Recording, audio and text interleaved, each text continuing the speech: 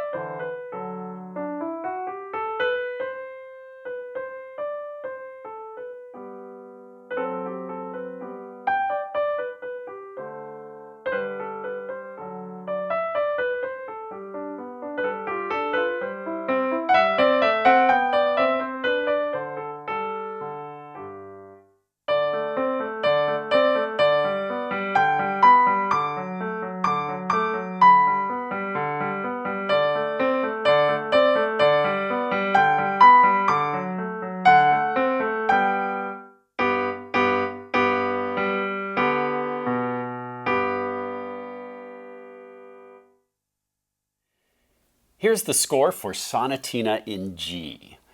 We are working on the first movement today. Whenever we have a sonatina or a sonata, you're almost always going to see more than one movement. Each movement is like its own book in a book series. And as we mentioned, we're going to put a big question mark here by Beethoven's name. Normally, you would see an opus number, but because this was published after he died, and we don't even know for sure if it was by him, instead of getting an opus number, we've put this in, this is a German abbreviation for Anhang.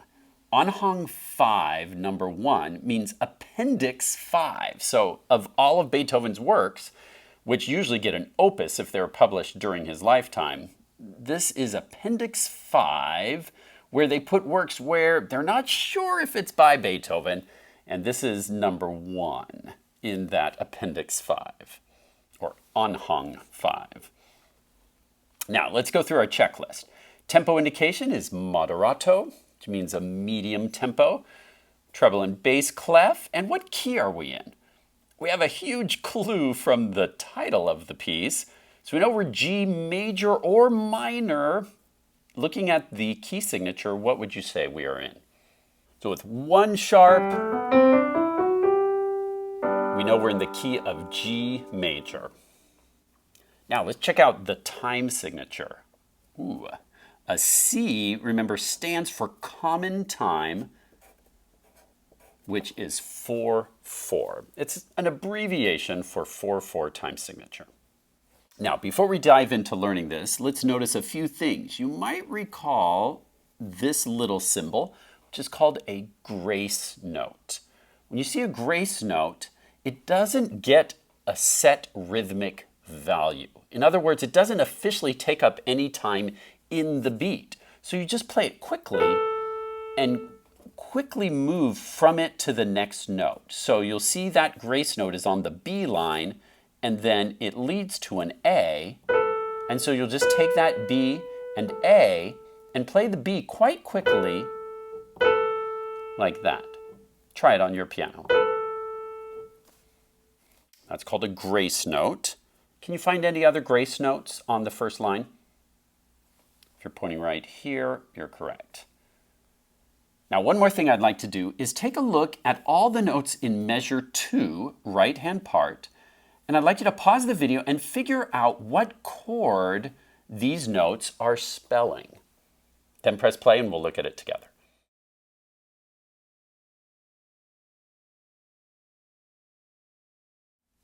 Music is mostly built on scales and chords, and so it's very useful to notice we've got a G, up an octave, then a D, repeat, B, repeat, G. What chord does that spell? That's a G major chord. And since we're in the key of G major, we could say that is a 1 chord. And that will be helpful as we're learning this to remember, oh, all these notes are just part of that G major triad or arpeggio. Now, more and more, I'd like you to be an independent learner. And rather than me show you how to play this, I'd like you to pause the video and learn measures 1 through 8 on your own. See if you can apply all of your knowledge. How to count rhythms, what a grace note is. Watch not just the notes and rhythms, but also the fingerings. Watch for dynamics. See how much you can do on your own, learning measures 1 through 8, and then we'll look at it together.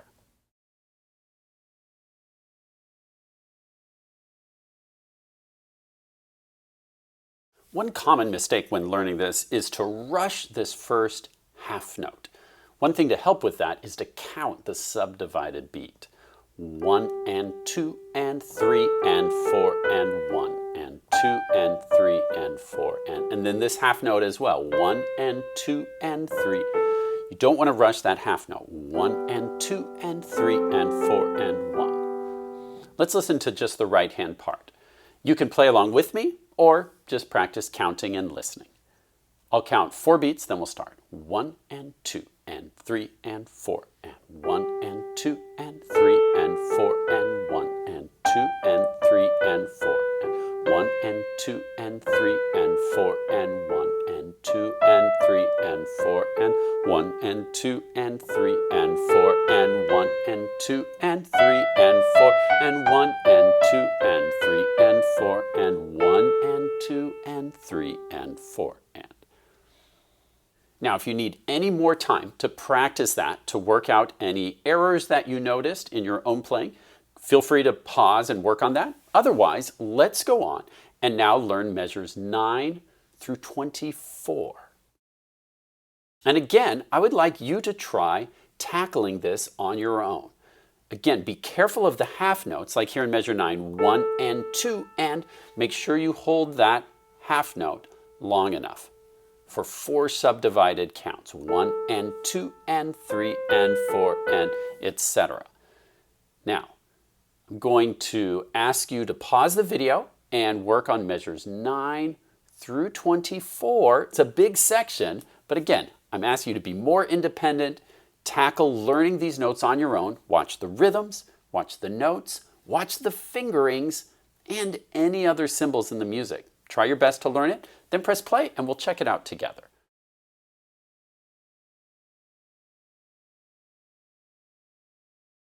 Here's the right hand part beginning at measure 9. Again, you can try counting with me or playing and counting. Here's 4 beats. 1 and 2 and 3 and 4 and 1 and 2 and 3 and 4 and 1 and 2 and 3 and 4 and 1 and 2 and 3 and 4 and 1 and 2 and 3 and 4 and 1, 2 and 3 and 4 and 1 and 2 and 3 and 4 and 1 and 2 and 3 and 4 and 1 and 2 and 3 and 4 and 1. And then what do you notice when we get here to measure 17? If you said it's the same as the start, great observation. And did you check every single note against the beginning? I hope you said yes, because remember that composers sometimes change something. Is this an exact repetition note for note, or did the composer, whoever it is, change something in this section? It's the same note for note. But it's important to check. Sometimes it's just one note that can change. Now, we're cruising along and we're ready to tackle this last section, which begins in measure 25 and which forms a coda. Now, before you try learning this on your own, let's take a look at the fingering in measures 25 going into 26. We start on a finger 3 on D, 3, 3, and then 2, and then 1. Now, why on earth would I have put in that fingering? And yes, I did add the fingerings to this. That's not from the original composer. I put in these fingerings to help you play this more musically. When you have repeated notes, sometimes you want to just start pounding it, and it starts to sound very ugly and not very musical. And so sometimes when you have a repeating note, changing fingers helps you remember to play it gracefully and with a beautiful tone, with arm weight, 3, 2, 1. Try that with me. I'd like you to use this fingering. Start on a finger 3 on D and try this with me. 1 and 2 and finger 3, finger 2, finger 1. And think of stroking each note with a beautiful tone.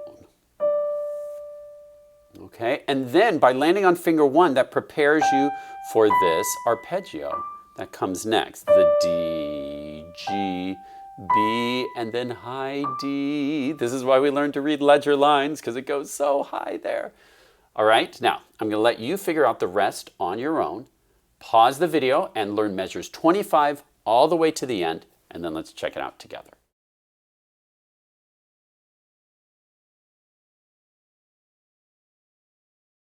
All right, here's measures 25 to the end. You can play along with me, or you can just count if you choose. Here's 4 beats.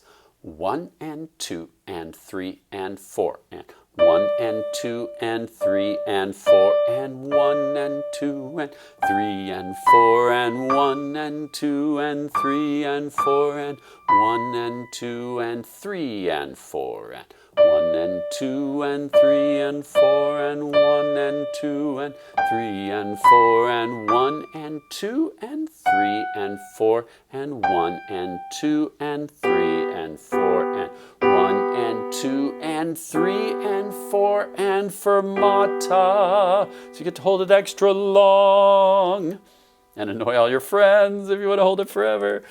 All right. Now, one thing I want you to be really careful of as you learn music is what I call respect the rest. It's very easy to think about the notes when you learn something, but it's also important to think about the rests. And they're placed there for a reason. Sometimes silence is an important part of the music. And if you don't observe that silence, you're not following the instructions of the composer. So for example, here in measure 28, we have 2 beats of note on this B and then 2 beats of rest with that half rest. 1 and 2 and 3 and 4 and. Whenever you have a rest, that's a good time to float your hand up using your beautiful piano posture. Not only does it look really fancy and professional when you do that, watch. See, doesn't that look nice and graceful? So it looks good and it helps relax your arm and prepares yourself for the next phrase. Okay, and then also down here in measure 31, you've got 1 and 2 and 3 and 4 and 1 and 2 and. Note all of those quarter rests, and it's very important you respect those. Try it with me. You start up here on a D, rest, F sharp, rest, G, rest. And I want to see a good wrist float after each one with a really graceful, beautiful arm motion. Remember, when you perform, you want to not just sound good, you want to look good. You can look really fancy when you add in those beautiful wrist lifts and floats. So I'd like you to pause the video and work on this coda one more time with beautiful wrist floats during the rests. Then press play to go on.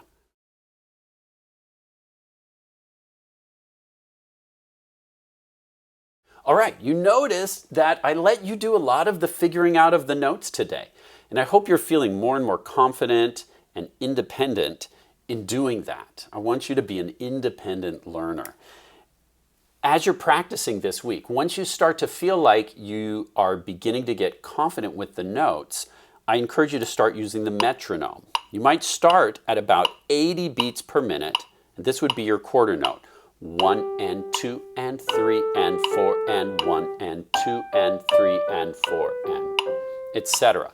And as you get confident at that speed, you can gradually increase it. The final target performance speed is going to be somewhere between 100 and 120 beats per minute. Remember, there's no one right speed for a performance.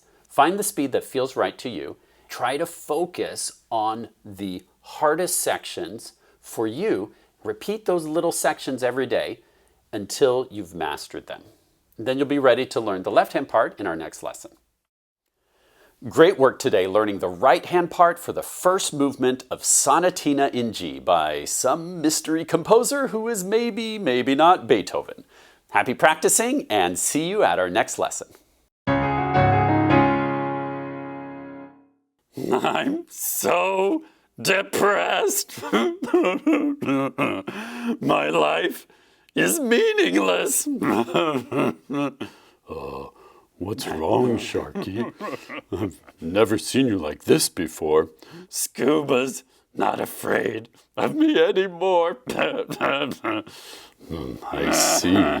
It's always been so fun chasing him. Right. Scuba and I, well, we've just always had a special relationship.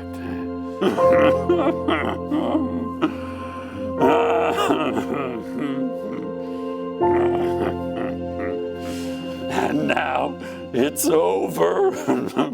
How could he do this to me? Come on, Sharky. Cheer up. I can't cheer up. Don't want to cheer up. Do you know what you need? What? You need something new to focus on. Something new? Yeah, something to help you move on. Find new meaning in your life. A new purpose. You're right. I need a new purpose. That's right. A new pursuit. Absolutely.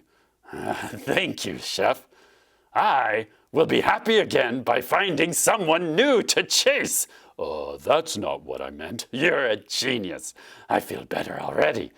Chef, you should really think about going into therapy, you know. I was thinking you could take up watercoloring or something. No. Chasing is the life for me.